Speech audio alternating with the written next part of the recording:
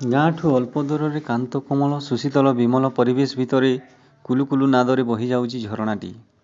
ମନକୁ ମୋହିତ କରି ଝରଣାର ସଙ୍ଗୀତ, ଝରଣାର ସୁନ୍ଦରତା। ସାମଗ୍ରିକ ଭାବେ ଅଞ୍ଚଳଟି ଯେମିତି ଉପଭୋଗ୍ୟ, ଝରଣାର ଜଳ ବି ପିଇବା ଯୋଗ୍ୟ। କିନ୍ତୁ ଝରଣାର ଧାରା ବହୁତ ଛୋଟ, ମାଠିଆ ବି ଭଲ ଭାବରେ ବୁଡ଼େ ନାହିଁ। ଗାଁ ମୁଣ୍ଡରେ କୂଅ ବୁଡ଼େ ନାହିଁ। ଗାଁ ମୁଣ୍ଡରେ କୂଅଟି ହେଲେ ଅଧିକ ଭଲ ପାଣି ଲୋଭରେ ମାଠିଆ ନେଇ ଚପଲମତି ଝିଅଟି ଗାଁର କୂଅକୁ ଛାଡ଼ି ଝରଣା ଆଡ଼କୁ ମୁହାଁଉଛି। ହେଲେ ଝରଣା କୂଳରେ କାମ କରୁଥିବା ଗୋଟିଏ କୃଷକ କହିଲା କି, ଏଠାରେ ତ ମାଠିଆ ବୁଡ଼ିବ ନାହିଁ, ଆଗକୁ ଟିକେ ବଡ଼ ପୋଖରୀ ଅଛି, ଯା, ସେଠାରେ ଭଲ ପାଣି ମିଳିବ ଆଉ ବହୁତ ପାଣି ମିଳିବ। ଭଲ ପାଣି ଆଉ ବହୁତ ପାଣି ଆଶାରେ ଝିଅଟି ଆଗକୁ ମାଡ଼ି ଚାଲିଲା। ହେଲେ ପୋଖରୀ ପାଖକୁ ଯେତେବେଳେ ଝିଅ ପହଞ୍ଚିଲା, ଆଉ ଜଣେ ପଥିକ କହିଲା କି, ଆଲୋ ମା, ତୁ ଯଦି ସମୁଦ୍ରକୁ ଯିବୁ ତାହେଲେ ସେଠାରେ ଆହୁରି ବେଶୀ ପାଣି ପାଇପାରିବୁ। ଝିଅଟି ପଥିକର କଥା ଶୁଣି ସମୁଦ୍ର ଆଡ଼କୁ ମୁହାଁଇଲା।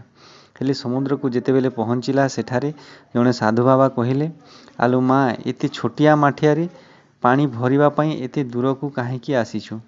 ଝିଅଟି କହିଲା, ସତ କଥା ତ, କି ଗୁମର କଥା। ଏହି ଗପରୁ ଶିକ୍ଷା ମିଳୁଛି କି ବର୍ତ୍ତମାନ ଶିକ୍ଷା ପଦ୍ଧତିକୁ ଲୋକମାନେ ବୁଝିପାରୁନାହାନ୍ତି।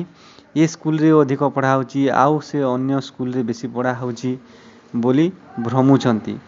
କିନ୍ତୁ ପାଠପଢ଼ା ସବୁ ଜାଗାରେ ସମାନ ପଢ଼ା ହେଉଛି।